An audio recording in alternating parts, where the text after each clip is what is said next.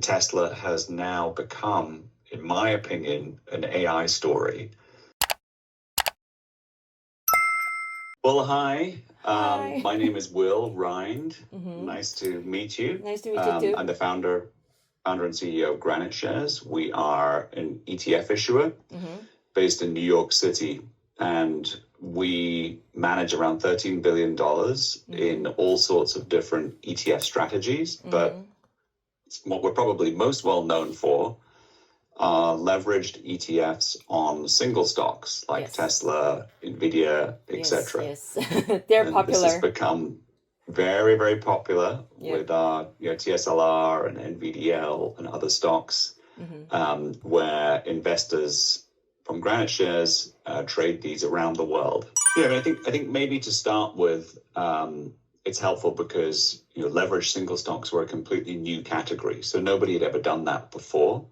We started to do this in Europe back in 2019, and this was before the regulations changed in the US that would allow us to do leveraged single stocks here in the US. So we started in Europe, and at some point in that journey, we got some feedback from Korean investors that these products were starting to be popular in Korea. And so fast forward to 2022, when we launched these products in the US for the first time, we had some intelligence in terms of products that were successful and products that people wanted based upon our offering in Europe. So we bought, for example, Tesla. Our TSLR was one of the first ETFs that we brought to market, NVIDIA, our NVDL, and we bought a number of the sort of Mag 7 names to market, first of all, because those were the names that were very popular with investors. And really what helped everything take off was we launched NVDL about 3 months before ChatGPT was first released to the world. And so once that happened, I think people really got excited for AI and for NVIDIA in particular. And NVDL took off. That really was the catalyst for the whole segment in leveraged single stocks to take off. And then beyond that, what we are interested in is bringing to market leveraged ETFs on stocks that people have real enthusiasm for. So once you had the AI trade in place, we were able to bring more stocks like Palantir or IonQ, others that people showed a lot of interest in. And I think the other big theme that in this time that's happened is the rise of cryptocurrencies again. And crypto became really, really popular again with investors as Bitcoin went on a bull run ultimately to over $100,000 a coin. And so bringing leveraged ETFs on crypto companies like Coinbase, like MicroStrategy, and others, some of the miners, Mara, etc., has also been very popular thing for us and very popular for investors because they have a lot of volatility. 말씀하신 것처럼 진짜 이게 그레니쉐어즈 상품들이 한국에서도 인기가 되게 많아요. 네네네. 아마 아시겠지만 이제 한국인들이 그 레버리지의 민족이라고 해가지고 레버리지를 정말 좋아하거든요. 네네네. 그래서 제가 이제 안 그래도 이제 주기적으로 한국인들이 이제 많이 사는 스탁이 무엇인가 이런 걸 보다 보면 이번에도 보니까 지난 한 달 동안 그레니쉐어즈의 그 NVDL하고 CONL 그리고 PTIR 이거가 그 탑 50 그 뭐지 넷바잉 탑 50에 올라가 있더라고요. 네네네. 정말 그레니쉐어즈 제품을 너무너무 이제 한국인들도 많이 좋아하는데 대표님이 이제 지금으로부터 미래를 보았을 때 혹시나 그레니쉐어즈 중에서 이렇게 한국인들에게 추천하고 싶으신 그런 상품이 있으신지 혹시 질문 드려도 될까요? I think the number one sector is AI, with artificial intelligence. That is the investment theme that people are most interested in. That's the investment theme that's created the most value in terms of the S&P 500, the NASDAQ 100, through the Mag 7 names, through NVIDIA, even now Tesla, clearly participating in that in a major way, whereby people almost have, I almost want to say, people have moved on slightly from just the EV story, and now it's all about robotics and AI. So that's clearly the biggest theme out there. I think cryptocurrencies was a second theme. Maybe the interest has waned or lessened a little bit over the last few weeks with some of the volatility, but it will still be there. But there's no doubt in my mind that the most profound investment theme at the moment, the thing that is changing all of our lives, regardless of whether you're in the US, whether you're in Korea, whether you're in any country in the world, is AI. And the race is on to see which companies are going to be the winners in that race. And that's what people are most excited about.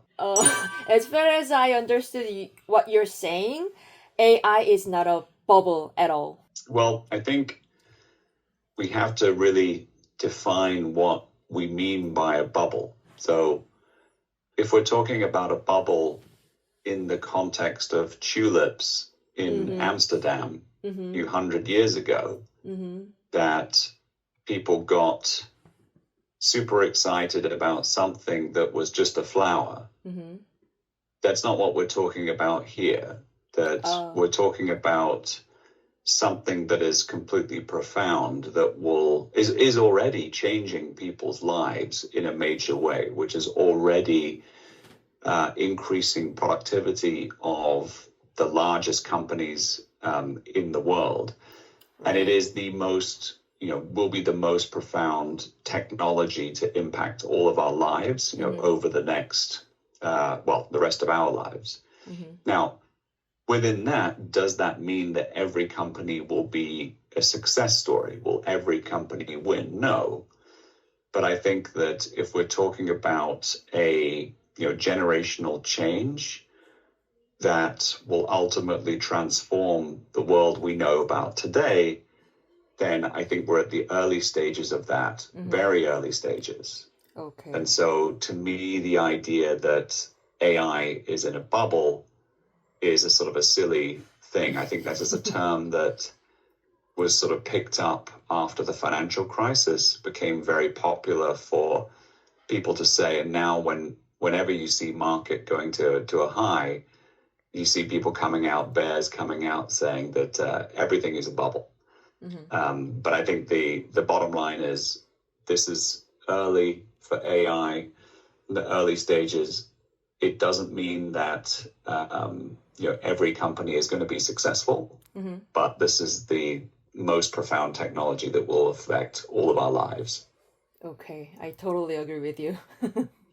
So we absolutely see it in other markets. Look, leverage has been around since the dawn of time. It's one of the oldest concepts that we have in finance.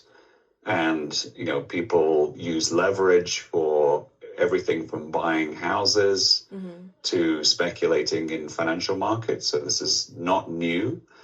And the concept is embraced by groups of investors around the world that are comfortable with taking risk.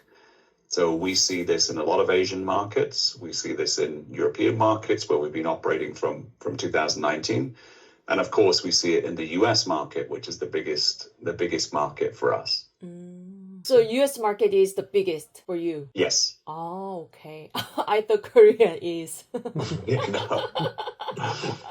No, that would. Oh, yeah. okay. No, the US is the biggest by quite a way. I would say, if I had to guess, Korea might be around somewhere between 7 and 10% of our business. Oh, okay. Very low than I expected. It just means we can do more in Korea.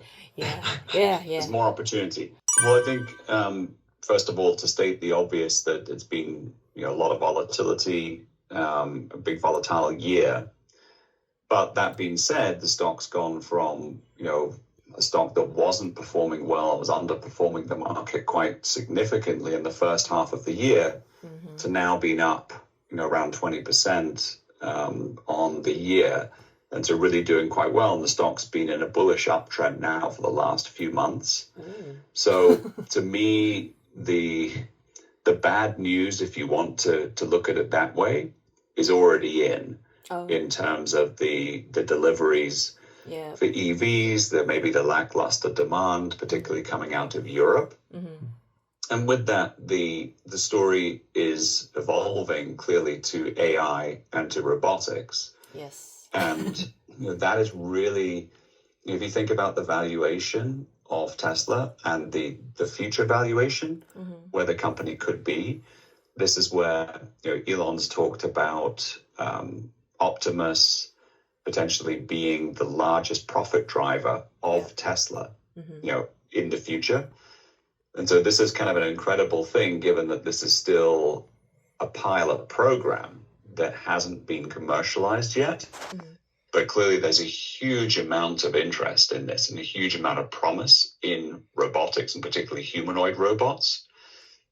Tesla's, just as a manufacturer, is one of the manufacturers that's benefited most from robotics and been able to really improve the process that they use to manufacture vehicles. And I think, again, this is going back to my statement about the most important investment theme out there. The most important investment theme is AI. And Tesla has now become, in my opinion, an AI story. And this is the main growth driver for Tesla stock over the next few years. Wow. The pay package, these other things that perhaps were question marks, have now been put to bed. And so it feels to me like Elon Musk is back 100%, focused on Tesla, focused on building and generating value. But that value generation for investors comes from the AI projects, robotics, AI, autonomous, full self-driving over the next few years. 저희 같은 경우는 이제 테슬라에 뭐 장기 투자든 뭐 테슬라에 뭐 잠깐 투자를 하시든 어쨌거나 이제 대부분이 테슬라 투자에 관심을 가지시는 분들이 많이 이제 보시는 채널이기 때문에, 그리고 또 이제 정말 뭐 테슬라의 뭐 그런 뭐 비전이나 이런 것도 너무 중요하지만 어쨌거나 이제 다 투자하시는 분들이고, 특히나 또 이제 레버리지 투자하시는 분들은 이제 제일 궁금한 게 올타임 하이를 언제 다시 갈 걸로 보시는지, 연말의 예상 주가 정도? Look, I think the short-term trend is bullish. I mean, you can see from the charts that we're now, I suppose, from the market perspective, we're waiting for news on a potential Fed cut, which would help Tesla and other stocks in the market. So I think the macro tailwind is positive, that we are expecting at least another rate cut before the end of the year, which I think is positive. And the setup is positive. The volatility, I think, over the last couple of weeks has really come, in principle from the cryptocurrency markets, which clearly has no effect on Tesla. So I don't see there being really any sort of shocks short term, which I think could affect the stock in a major way. So I think it's a bullish trend still from here at the end of the year. And now that the company's focused on AI robotics, I think that's the right message that investors want to hear. Wow.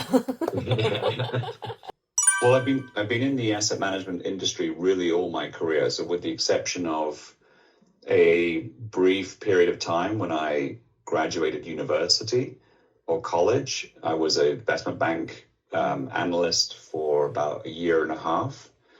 And I ended up leaving that job and joining a company called Barclays Global Investors, which is now BlackRock. And this was a very interesting time. It was the early 2000s, and we were developing these new products called exchange traded funds, or ETFs. And really, I just happened to be, I suppose, the right place at the right time. And we were the company that was the first company in the world that were launching these products in a major way. And I was able to see kind of from the front lines that this was a product that investors were really interested in.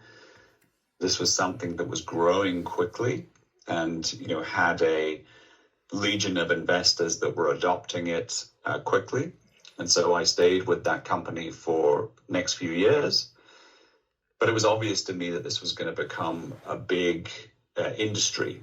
And it was a technology, if you want to call it that, that replaced the old technology, which was the mutual fund. And so the ETF was the new technology that was replacing the old technology, the mutual fund. And I could see this would be massive. And what I wanted to do was gain some exposure to the upside of the industry. And I thought that by doing that, I would need to leave BlackRock and join a startup or a smaller company and try and get some equity exposure to the upside. So I joined a startup ETF company called ETF Securities. They no longer exist. We sold the company to another big ETF firm called WisdomTree. But the company grew very rapidly. We were doing the first ETFs on commodities. And again, this is a very popular time when at that time gold had gone through $1,000 an ounce for the first time. And people were very excited about the China-fueled commodity boom. And that company did well.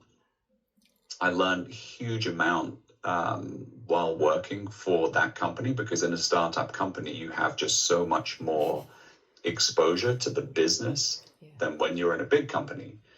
And in that time, I moved to New York, actually, to set up and to run the business for ETF Securities in New York.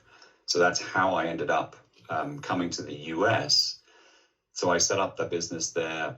We launched products in the US market. And then when that company, or as a company was selling, I had another opportunity to be the CEO of the GLD ETF, which is probably another famous ETF that your viewers might know in Korea. And that's the largest gold ETF, the largest commodity fund in the world.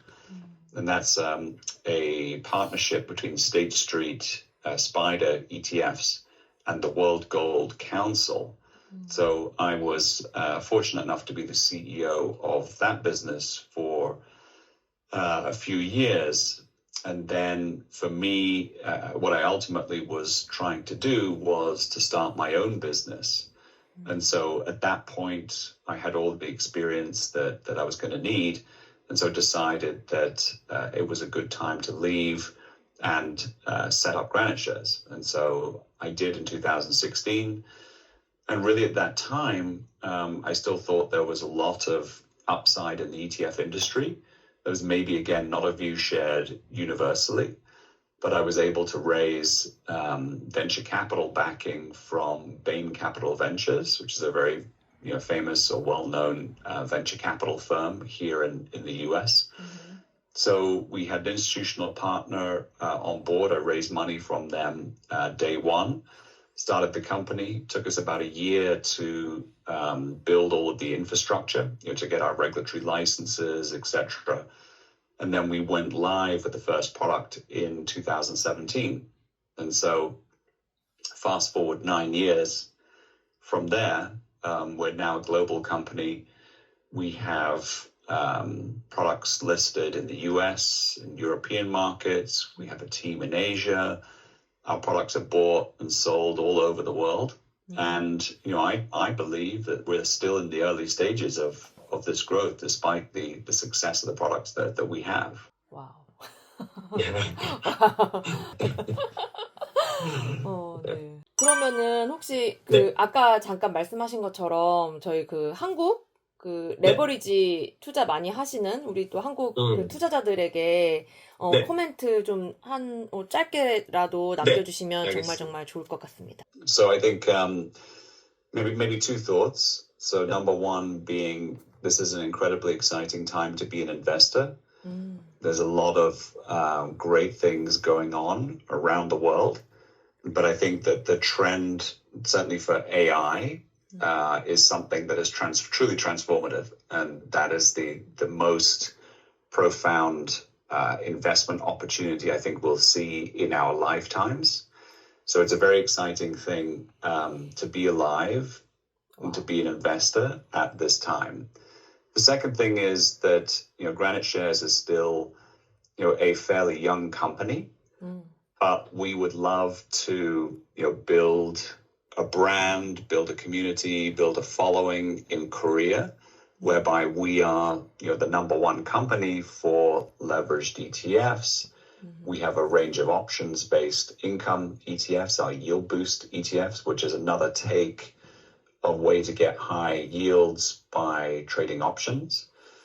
But our mission really is to provide products that really excite people and to get people invested, get people excited about investing. And, we hope that we can do that in the Korean market and become the trusted number one provider in the space. GraniteShares 상품과 회사 홍보하는데 많이 도움이 될 수 있도록 저희도 항상 레버리지 투자를 하고 있거든요. 네네네. 그럴 때마다 꼭 GraniteShares를 최우선으로 두도록 하겠습니다. We'd love to. Thank you so much for making the time for us. 네. And we'll see you in New York. Yeah, I know. I'm so truly honored and thankful to be invited to Nasdaq Closing Bell event. I'm so thrilled. Yeah. Thank you so much. 감사합니다. 네, 감사합니다.